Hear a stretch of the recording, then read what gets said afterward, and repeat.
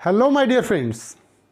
Welcome back to the lecture series of Judicial Examination. I am Dr. Wasim I Khan, Assistant Professor, Shri Shivaji Law College, Parbhani, Maharashtra, India. So today's point of discussion is Section 7 of Indian Evidence Act, which is a part and parcel of chapter of relevancy of fact. तो आज के इस lecture में हम discuss करने वाले हैं section 7 Indian evidence act का, जो चैप्टर रिलेवेंसी ऑफ फैक्ट से रिलेटेड है। उस कंसेप्ट के साथ सेक्शन 7 के साथ हम डिस्कस करेंगे एग्जामिनर ने पूछे हुए क्वेश्चन सेक्शन 7 पे। साथ ही साथ हम डिस्कस करेंगे प्रोबेबल क्वेश्चन जो एग्जामिनर इस पर्टिकुलर सेक्शन पे पूछ सकता है। So we will discuss section 7 with a certain examples, so it will be crystal clear for you. So please watch a complete lecture. So in the last part of this lecture we will discuss the probable question and the question asked by the examiner. So without wasting your much time, let's start the topic.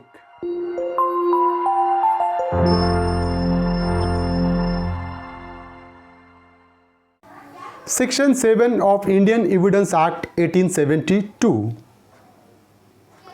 The title of Section 7 is Facts which are the occasion, cause or effect of fact in issue. Facts which are the occasion, cause or effect, immediate or otherwise, of relevant fact or fact in issue, or which constitute the state of things under which they happen or which afforded an opportunity for their occurrence or transaction are relevant. So the fact in issue does not complete in isolation. तो जो fact in issue होता है वो अकेला नहीं होता है, बल्कि उसके इर्द गिर्द कोई चीज़ें होती है। तो facts which are the occasion, ऐसा फैक्ट जो फैक्ट इन इशू का ओकेजन है, that becomes relevant. The cause of fact in issue, fact in issue का जो कॉज है वो भी रिलीवेंट हो जाएगा, और effect that is also relevant. So the title of section 7 says that facts which are the occasion, cause or effect of fact in issue. जो fact in issue का जो effect है वो भी relevant है, फैक्ट इन इशू का occasion है वो भी रिलेवेंट है, फैक्ट इन इशू का कॉज है जिसके वजह से फैक्ट इन इशू हुआ, दैट इज ऑल्सो रिलेवेंट। तो वो रिलेवेंट रहेगा सेक्शन 7 के हिसाब से। So facts which are the occasion, cause, तो सेक्शन 7 बोलता है the facts which are occasion, cause and effect of fact in issue. सो तीन चीजें ध्यान में रखना बहुत ज्यादा जरूरी है। क्या रिलेवेंट है सेक्शन 7 में? Occasion, cause and effect. These are the three things which are relevant under section 7. Fact in issue के तीनों relevant हो गए। So which constitute the state of things under which they happened and which afforded an opportunity for their occurrence or transaction are relevant. तो यही वो cause है जिसके वजह से फैक्ट इन इशू हुआ, यही वो ओकेजन है जिसके वजह से फैक्ट इन इशू हुआ, यही वो इफेक्ट है जो फैक्ट इन इशू का तरफ इशारा करता है। So all becomes relevant under section. So there is an example of occasion. The question is whether John robbed Robert. तो यहाँ पर कोर्ट के सामने क्वेश्चन है कि जॉन ने रॉबर्ट के अगेंस्ट में रॉबरी किया है या नहीं किया है। फैक्ट इन इशू क्या है कि जॉन ने रॉबरी किया है या नहीं किया है रॉबर्ट के अगेंस्ट में। अब एक फैक्ट है जो रिलेवेंट होता है, वो फैक्ट ऐसा है कि Robert went to fair with money and he showed it to David. So Robert जो है वो एक मेले में जाता है पैसे लेकर, और वो जो पैसा वो डेविड को बताता है कि मेरे पास इतना पैसा है और मैं मेले में जा रहा हूं। सो ये क्या हो गया? This fact may be the occasion of robbery and is relevant. तो ये जो फैक्ट है जो रॉबर्ट ने डेविड को बताया कि मेरे पास पैसा है और मैं मेले जा रहा हूं, तो ये जो फैक्ट है ये ओकेजन हो सकता है फैक्ट इन इशू का, एंड इट बिकम्स रिलेवेंट। हो सकता है कि डेविड ने ये बात कि रॉबर्ट के पास पैसा है, डेविड ने ये बात जॉन को बताई होगी और जॉन ने उसके ये ओकेजन, ये फैक्ट को ओकेजन मानते हुए रॉबर्ट के अगेंस्ट में उसने रॉबरी किया होगा। तो that fact becomes relevant. Why? Because this fact may be the occasion of robbery and that's why it becomes relevant. Effect, the example of effect we will discuss. The question is weather David murdered John. अब court के सामने question है कि David ने John का murder किया है या नहीं किया है। फैक्ट इन इशू कोर्ट के सामने ये है। The marks of struggle at the crime scene are relevant. The marks of struggle at the crime scene are relevant. जो मार्क्स ऑफ स्ट्रगल है क्राइम सीन पे वो रिलीवेंट हो जाएंगे सेक्शन 7 के अंदर। Why? Because the mark of struggle at the crime scene are relevant as effect of crime. क्योंकि अगर हम प्राइमा फेसी लिख देखें कि अगर जिस रूम में डेविड ने जॉन का मर्डर किया है वहां पर अगर फॉर एग्जांपल जैसा वो इमेज में बताया हुआ है कि वहां पर मार्क्स ऑफ स्ट्रगल है, चीजें अफरा तफरा है, ब्लड स्टेन है, खून के धब्बे वहां पर दिख रहे हैं, तो इसका मतलब क्या हो गया कि that is the effect of fact in issue.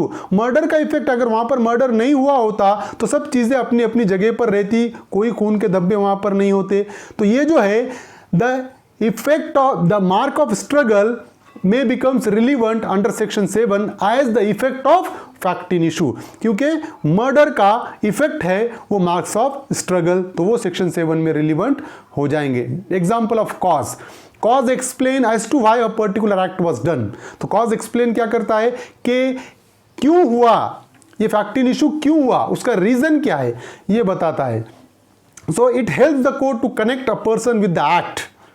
तो ये कोर्ट को हेल्प करता है कॉज के अक्यूज्ड के साथ कनेक्ट करने के लिए। So David is in need of money. तो डेविड को पैसे की जरूरत थी। That may cause him to take a loan. तो डेविड को पैसे की जरूरत थी और वो पैसे की जरूरत उसका रीजन बनी लोन लेने का। क्योंकि अगर फॉर एग्जांपल मुझे अगर पैसे की जरूरत है तो मैं किसी ना किसी के पास से लोन लूंगा। तो डेविड को पैसे की जरूरत थी इसलिए उसने जॉन से लोन लिया। सो ये जो है that becomes a relevant under section 7।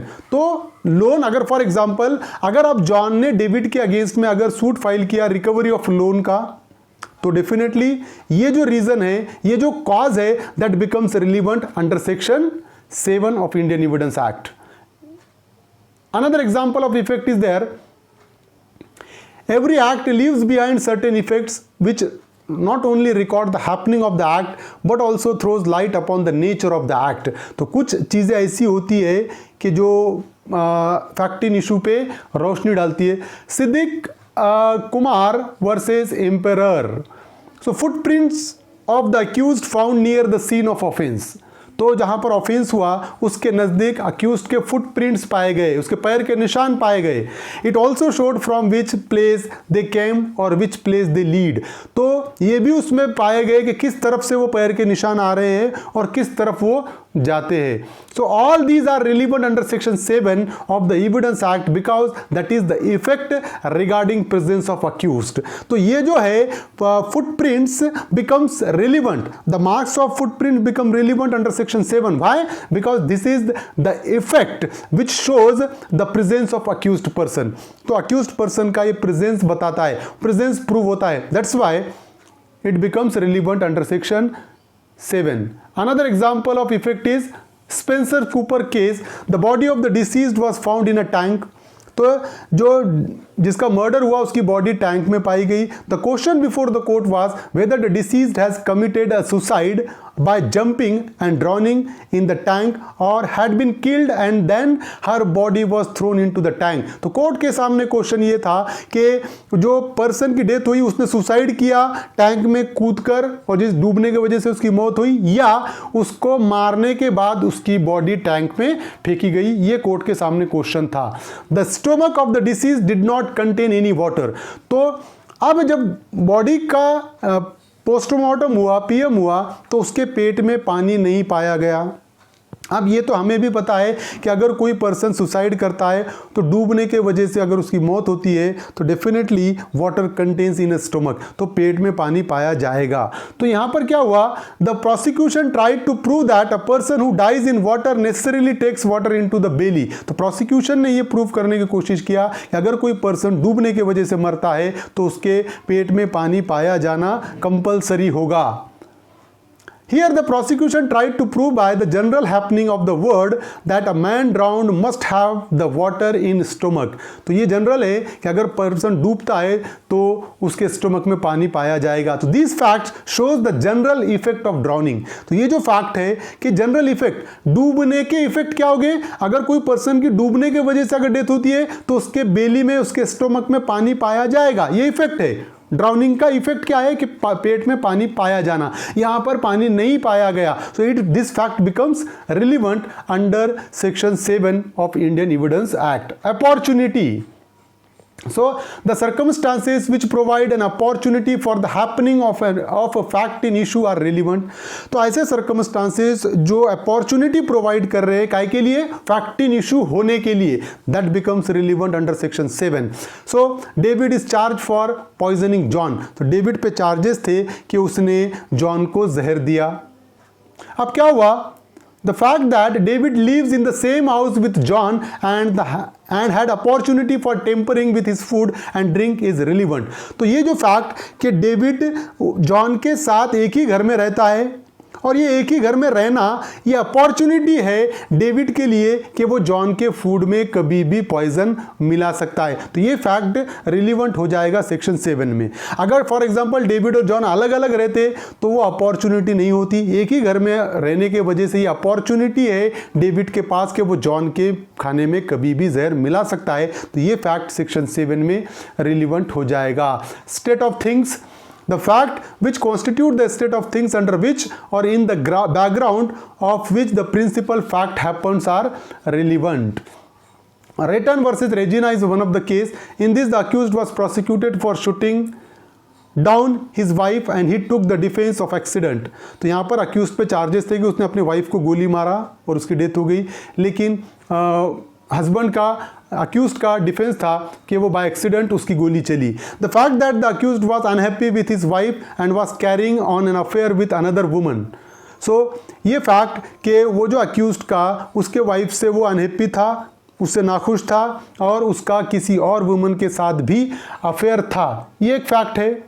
तो it was held to be relevant as this constitute the state of things in which the principal fact, namely the shooting down happened. So ये जो fact है ये relevant हो जाएगा. Why? ये state of things बताता है कि उसने अपने वाइफ को गोली मारा, उसके साथ साथ वो अपने वाइफ से नाखुश था और उसका किसी और वुमन के साथ अफेयर था. तो ये स्टेट ऑफ थिंग्स है जिसके वजह से फैक्ट इन इशू, उसने अपने वाइफ को गोली मारा. So this becomes relevant under section 7. Now, the probable question which may be asked by the examiner in the prelim exam on section 7. Which facts are relevant under section 7 of Indian Evidence Act? So, कौन से fact relevant है section 7 में Indian Evidence Act के? Cause of relevant fact and fact in issue, effect of relevant fact and fact in issue, occasion of relevant fact and fact in issue, and all of the above. तो अगर हम देखें कि section 7 को हमने read out किया है, already explain भी किया है, तो यहाँ पर स्पेसिफिकली मेंशन किया है facts which are the occasion, cause और effect of fact in issue becomes relevant. तो यहाँ पर कॉज भी रिलीवेंट होगा, इफेक्ट भी रिलीवेंट होगा, ओकेजन भी रिलीवेंट होगा. So the correct answer is all of the above. So all of the above is the correct answer. तो 3 चीजें ध्यान में रखना है, फैक्ट इन इशू का ओकेजन, फैक्ट इन इशू का कॉज, फैक्ट इन इशू का इफेक्ट सेक्शन 7 में रिलीवेंट हो जाएगा. अनदर प्रोबेबल क्वेश्चन कि under which section of Indian evidence act facts which are occasion, cause और effect of fact in issue are relevant. So correct answer is section 7. तो यहाँ पर section 7 correct answer है क्योंकि heading में ही बता रहा है facts which are occasion, cause और effect of fact in issue becomes relevant. So section 7 is a correct answer. So this is the section 7 of Indian Evidence Act. I hope you understand this topic, and if you understand this topic, please subscribe my channel, hit the notification button, hit the like button and share this video with your friends. Thank you very much.